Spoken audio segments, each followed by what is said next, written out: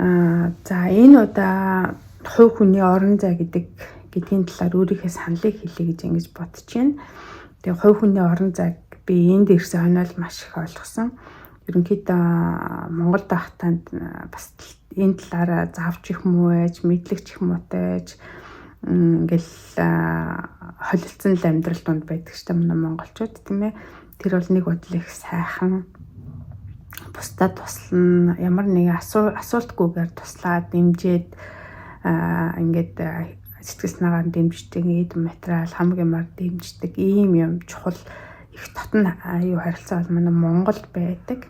Тухайлх юм бол хамт олон дунд, том гэр бүлийн дунд, за нөхрийн тал, өөрийн тал гэдэг ч юм ингээд их сайхан ингээ явцдаг юмнууд бол байдаг. Энэ бол үнэхээр сольж болохгүй ийм өвөрмөц манай монголчуудын гоё өв соёл юм гэж ингэж бодож байгаа.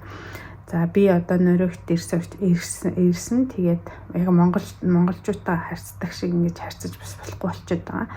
Яагаад тэгэхээр энэ усын уул, усын даг гэсэн юм уу гэдэг тийм ээ. Тэрүүнтэй яг адилхан энэ Европуудын одоо ялангуяа энэ Европууд дотроо энэ Скандинавын орнуудын хүмүүсийн ялангуяа Скандинавын орнууд дотроо норвегичуудын одоо ерөнхийдөө жоохон хөндөй, хөтөндөө ийм хүмүүс гэж ингэж яриад байдаг байхгүй. Энэ бол зөвхөн би хэлээд байгаа юм биш. Энэ матлагын маш олон хүмүүс чинь энд ажиллаж амьдарч ирж амраад аяллаа зугаалаад ингэ явж хахад бүр ингээд ном метр гаргацсан байдаг байхгүй яа. За тэгээд тэндээс ингэ харж хахад энэ улсад ажиллаж амьдарч байгаа учраас энэ улсын одоо хүмүүсийн хоорондоо харилцаа ямар хэмжээтэй байх ёстой юм, гэр бүлтэй одоо ямар зарчим баримтлах уу гэдэг юмыг бас ингээд суралцаал явж байна. За тэгэхээр за энд бол хувь хүний орон зай, хувь хүний үзэл бодол гэх юм бол үнэхээр гайхалтай дээдлт юм байна гэж би ингэж ойлгосон. Нэг бодлын их төвхтэй. Яг тэгэхээр ингээд асуулгүйгээр тусалчмаар байдаг. Гэтэл тэгж болохгүй тийм ээ. Тухайлх юм бол би анх ирснийхээ дараа манайх юм орон сууцсан гэсэн. Тэгээ манай яг хажуудлах хөрш юм нэг урдаа юм нэг юутай хүчилтөрөгчийн том баллонт ингээд хамраараа юм хүчилтөрөгч амьсгалдаг. Тэгэхээр энэ уушиг нь бол хангалтгүй ажиллаж байна гэсэн үг. Тэгээ тийм одоо зохиомжтой аппаратаар одоо юм холбосон ийм одоо уушигтны өвчтөй хүн байдаг байхгүй. Тэгээд тэр хүн ингээд нэг удаа гэрийнхэн гадаа ингээд хог асах гээд ингээд тавьсан байсан. Яг үл нөгөө нийтийн орон цуцшин бүр ингээд нийт төвлөрсөн журмаар хогоо ядаг юм газартай шүү дээ. Тийм ээ. Яг гэрийнхэн хаалганы хажууд ингээд юунд торнд байгаад ингээд хоёр хог тавьсан байсан байхгүй. Тэгэхээр би чинь нэг ирснийхээ дараа сайн хүн болдог санаатай өрөвдөл би чинь хилний курсл явдаг гэсэн чинь тэгэл аваад нөгөөтхийг аваад ингээд харьчаал зүгээр бараг л магтуулах ухааны бодол ингээд ирсэн чинь таарлаа шүү дээ. Энд дэсээ хогийг харсан уу гэлэхгүй. Тэгэхээр би ингээд сая замдаа ингээд юм руу орчод ирэх хоорондоо энэ хайцсан би баярлах гэж утсан ч гэсэн амар царай нэрстэй сонирн болсноо. Чи ингээд хүний зөвшөөрлгүйгээр те ингээд миний хогийг ингээд аваач хайцсан байна. Чи ингэж болохгүй. Би тэр хогийг чи өөрөө ингээд хаях. Өнөөдөр миний том зорилго гадагшаа гарах зорилго бол тэр байсан те. Би хогоо аянгаа ингээд шатаар дээж доошоо ингээд өгсөж буураад тэгээд ингээд би хог хаях байсан. Тэгсэн чи ингэсэн байна. Дараагийн удаа асуугаараа ер нь битгий миний хог могийг хаяадаа сайн дураараа би дурггүй гэтгсэн байхгүй. Тэгэхээр нөгөө бурхан минь гэж тал за гэл тэгэл явс. Тэгэл дараа нь би нэг дэлгүүрт ингээл явж байгаа л нэг хөвчүүл ингээл юм ягаал ингээд тэргээ төрцөн тэгсэн хийнэ маш хүнд юм ингээ авцсан бахаар нөгөө юм том юм ингээд төрдөг юунаас нь аваад ингээд би танд туслах уу гэсэн чинь ингээ гайхаар би танд туслая гэдэг ингээд шууд аваад ингээд нөгөө юун дээр тэрхэмцээтэй тавьсан чинь амар ингээл сонир босноо. За баярлалаа. Би өөрөө хүний тусламж өгөөр хийж чадна гэлтгсэн. Тэгэхээр би бурхан мэгч тал тэгэл ингээл өнгөрсөн байхгүй юу. Тэгээ би чинь ямар сонио хүмүүс вэ гэж ингэж бодогдож байгаа. Тэгэд энэ иймэрхүү юм чинь бас манай одоо хатамтайгаа харилцахад ч гэсэн гарч байгаа. Тэгэхээр энэ хүмүүс чинь өөрийн хүсээгүй байхад хэн нэгэн өмнөөс нь үйлдэл хийхлээр их аюух дургуутдаг. Тэр хүний чадна гэж бодож исэн юм хэн нэг хийчихлээр таавал суул дараач гэдэг юм уу. Таавал нэг иймэрхүү гисэн мэдрэмжийг төрүүлдэм болов гэж би ингэж бодсон. Энэ бол ямар нэгэн тийм расист ч гэдэг юм уу, ямар нэг юм одоо арьс өнгөөр ялгуулсан гадуурах тийм юм бол биш байх. Энэ бол ерөөсөө л энэ одоо нийгэмд ялангуяа нөрөөг үеийн тунд хүн өөрийнхөө чадах юм хийгээд чадахгүй үед өөрөө тусламж гуйс үед нь харин окей гэж туслах хэрэгтэй байна гэсэн ийм одоо нарийн юмыг бол мэдэрсэн. Тэгээд тэрнээс хойш тэгж хоорондоо ч гэсэн тэгж ярьдаг. Хэрвээ чамааг хүсэх юм бол би туслана тий. За гэлтэйгэндээ хэрвээ тусламж хэрэгтэй бол надад хэлээрэй гэж асууна. Хэрвээ тэгээг байхад нь туслах юм уу ямар нэгэн байдлаар гэх юм бол ойлгомжгүй тийм нөхцөл байдал ингээ үүсдэм шиг санагдсан. Тэгэхээр мэдээж энэ бол зөвхөн ингээм хүн одоо бүгд нь ийм нийтлэг юм биш. Энэ бол зөвхөн яах нь хувь хүн болгонд ерөнхийдөө нийтлэг ийм заншил байдаг. Тэр үнд нь бол нийцсэн хүнч байна. Тийм юугүй ч юм байна. Тэгэхээр энэ бол мэдээж 100% тийм гэсэн үг бол биш. Тэгэхээр тэр хүнээ л мэдрэх хэрэгтэй байна гэж ингэж ботсон.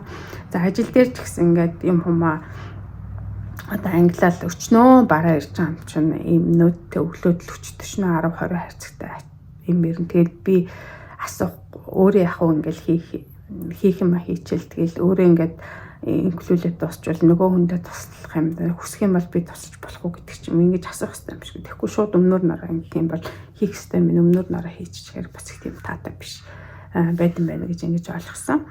Тэгээд тийм учраас орон зай гэдэг юм ерөөсө бүх юмд тэ хувийнхээ хүндлэх юм байд юм байна. За тэгээд тэр орон зай бас юун дээр илүү харагддаг вэ гэхээр хувь хүний хувтас тийм ээ. За мөнгө төгрөг дансны ийм юм дээр нэг харагдсан юм байна гэж ботсон. Тэгээд тухайлах юм бол бид дөнгөж гэрэлснийхээ дараа яасан бэ гэхээр ингээл чамдаамтай хувцснуудыг ингээл янзлал нэг хуралд явнахын янзлал хийцэн байсан ч маань нөхөр айгу таагүй тэгэл явсан. Тэгэл буцаал ирснийхээ дараа нэг дуурахгүй галах нь би за яатсан болоо гэж бодож исэн байхгүй. Тэгсэн чинь надад би тэгээ асуусан чи яагаад ийм сонирн болчих уу гэтгсэн чинь чи ингээд нөгөө би өөрийнхөө өмсдөг хувцсыг би өөрөө л мэднэ те. Миний өмнөөс чи энэ хувцсыг өмс гэдэг ингээд бэлдээд ингэж байгаа надад их таатай биш байна гэтгсэн. Тэгэл би ямар сайн Монголд ахт ч бид нэр хийх хэрэгтэй гэдэг. Эмэгтэйчүүд бид нар өөрсдөө хувцсыг янзлаад бүх юм ингээд оролцоод ингээд хийдэг те. Чамдамдаа минь бэлдэн шүү дээ. Тэгсэн чинь энд чинь болохоор тэр хүн яг надад тусламж хэрэгтэй чи тэхүүр гэвэл туслах хэрэгтэй юм шиг байна. Тэгэхгүй бол өмнөр нь ороо хийчих юм бол тэр үн дээр реакцлдаг хүн гэж байна, реакцлахгүй ч хүн гэж байна. Тэгэхээр энэ бас соёлын ялгамжтай байдал юм байна гэж атсан. Тэгэхээр тэрнээс хойш би бол нэг өөрөө хүсээгүй багт нь юмд нь оролцоосоо ерөнхийдөө болсон гэж ингэж хэлж болно. Тэгэхэд энэ басгаар юун дээр байдаг вэ гэхээр бас уух гэдэг юм уу.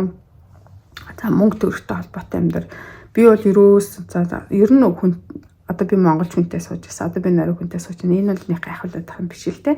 Гэхдээ энэ хүний амьдрал шүүж тохиолдож болно. Тэгэхээр хүнтэй ингээд сууж байхдаа ерөнхийдөө тэр нь юуг нь ухтаа төрөвчийн ухтаа юу байгаа хэдэн төгрөгтэй юм дасандаа ямар мөнгөтэй юм энэ төрхтэн ерөөсөө сонирхдаггүй байхгүй. Энэ ягаад ч юм одоо манай ээж манай аавын хамаг юм нэгждэггүй байсан болохоор тэр юм уу бид нар тэгээд бас өссөн тий. Тэгэхээр тэрэн дээр бол ерөөсөө зөрчил үүсэхгүй байгаа. Одоо дасандаа хэдэн төгрөгтэй юм яа юу хиндэ юугаа өгөөд ингэж гэнэ үү. Энэ тэр ерөөсөө нэг сонирхолтой биш те. Тэр хүний мөнгө чинь яагаад ч бидний хувьд тэр хүний олсон мөнгө бол тэр хүний л мөнгө те. Миний олж байгаа мөнгө бол миний л мөнгө. Яг хөө дундаасаа нийлүүлээд одоо бусад юм зарталтаа ингээ гаргаж байгаа те. Тэгээ тийм учраас тийм төрөвч мөрөвч янз бүрийн юмд нь хүрэхгүй юм тэр байхаар ерөөсөө тэгэл айгүй их 100% итгэдэг ингээл байгаад байгаа байхгүй. Тэгэхээр хүүхний орон зайг хүндлэх гэдэг чинь ерөөсөө жижигхэн юмнаас эхэлдэг юм байна гэж бодсон. Жишээлбэл утсанд би бол хизээж гар хүрдэг.